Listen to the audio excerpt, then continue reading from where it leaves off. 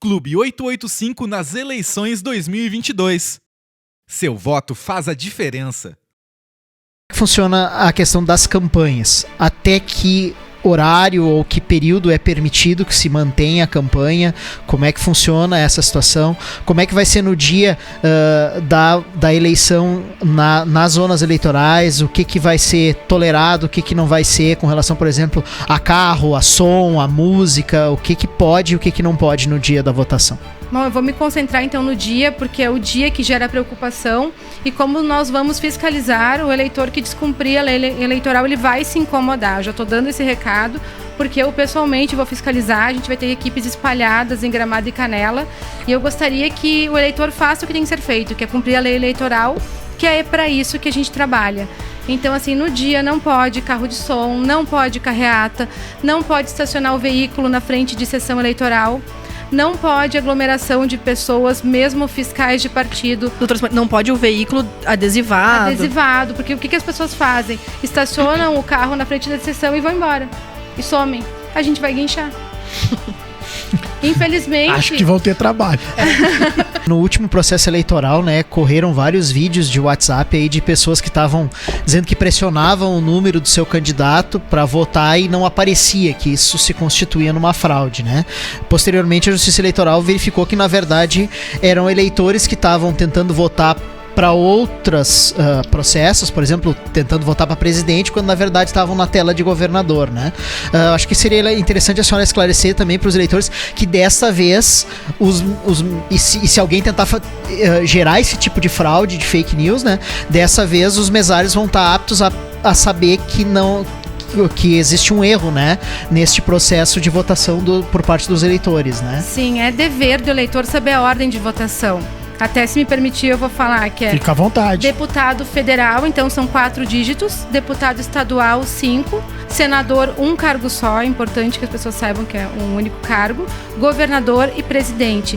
Esse ano, os mesários, através da tecla touch que eles têm, eles vão conseguir saber em qual cargo e não em qual candidato, obviamente, a pessoa está votando, para evitar esse tipo de problema. No dia da eleição, o que é muito proibido de fazer? Tudo é proibido, na verdade. Algumas coisas são proibidas, né? O que realmente não pode fazer? Eu chego pra votar. Eu tenho o meu candidato. O que eu não posso fazer? Eu vou começar então pelo que é mais fácil, que é permitido. Tá. É a manifestação individual e silenciosa da vontade do eleitor. Isso é permitido, então, ir com camiseta, com adesivo, com aquilo que a pessoa quiser. O que é proibido? Quase tudo. Por isso que eu comecei com proibido já, né? Propaganda eleitoral, né? Impulsionamento de propaganda, carreata, carro de som, derrame de santinhos, tanto no dia quanto na véspera da eleição. Propaganda de boca de urna é crime, inclusive. Entrar com o celular na cabine de votação. A gente recomenda que a pessoa vote com o e-título, mas vai deixar o celular numa mesa e aí sim vai conseguir votar sem celular, câmera. Por quê? Para garantir o sigilo do voto. Com relação a manifestações em mídias sociais. Também não pode. Isso não pode, né? Não pode. E nem impulsionar as já existentes. Certo. Isso pros candidatos ou pros eleitores? Para todos. O eleitor no dia da eleição não pode? Não. Eu não sabia disso. Eu também não, por isso que agora me veio a questão de perguntar, né? Então, isso é uma coisa muito importante. O pessoal aí que usa bastante rede social, se liga no que vai escrever e a gente dia, né? Na verdade, as fake news, né? A gente tá muito preocupada porque elas alteram o equilíbrio do eleitorado. E eu penso que as pessoas têm que ter responsabilidade por aquilo que elas escrevem e também por aquilo que elas repostam. Hoje em dia, que todo mundo pode falar aquilo que pensa. Não é bem assim. A gente tem que saber se certificar se é verdade, se não é verdade. Eu mesma já recebi verdadeiros absurdos. Por exemplo, que se não votar nos 5 candidatos, o voto do teu candidato a presidente ele não é válido. Claro que é válido, porque o voto ele é individual. E sobre as abstenções, por exemplo, a pessoa não apareceu para votar. Não quero votar. O que acontece? O voto é obrigatório. Exato, pronto. Né? Antes de tudo, né? Que fique claro. Tá? Mas não tem essa opção. Eu quero ir votar. Mas é obrigatório e não pode levar o celular, tá? Ele só é facultativo. Mas entre 16 até os 18, sim, né? Aí a partir dos 18 ele se torna obrigatório e depois dos 70 anos de idade.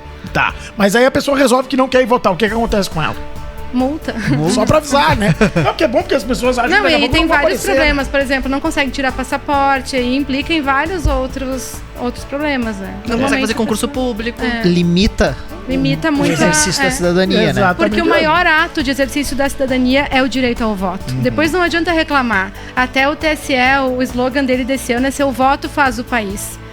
O voto individual de cada um é que vai fazer a diferença. O que pode ser considerado crime se eu divulgo uma informação não verídica no dia das eleições, dizendo isso, eu sei que a urna tal no bairro X tá com algum problema. Não fazer isso. Primeiro, não faça isso. Não faça. Mas se fizer, o eleitor pode ser punido também por divulgar Pode. informações não verídicas? Pode. Porque elas acabam alterando o equilíbrio do eleitorado e do pleito, né? A tua informação falsa, ela pode alterar a vontade política de algum eleitor. Então, por isso que é crime e que se veda, né? Isso, as fake news, elas existem também para saúde, para diversas áreas, mas na política, ainda mais nessa eleição tão polarizada, a gente tem que coibir. Se for comprovado que a pessoa tá com o celular na cabine, ela tende a ser presa. É Sim, isso. ela vai ser presa em flagrante, porque é violação do sigilo do voto. Se não me engano, é o artigo 312 do Código Eleitoral. O voto, ele é secreto e esse é um dos nossos maiores direitos nesse país. E o que a gente faz? O Brasil é um país continental. Então, muita gente fazia com que a pessoa filmasse ou tivesse uma prova da compra de voto. É uma proteção, na verdade, para o eleitor. Então, ele vai ser preso em flagrante, o mesário vai segurar a pessoa lá, a brigada vai revistar e se for constatado que está com o celular, vai ser preso em flagrante.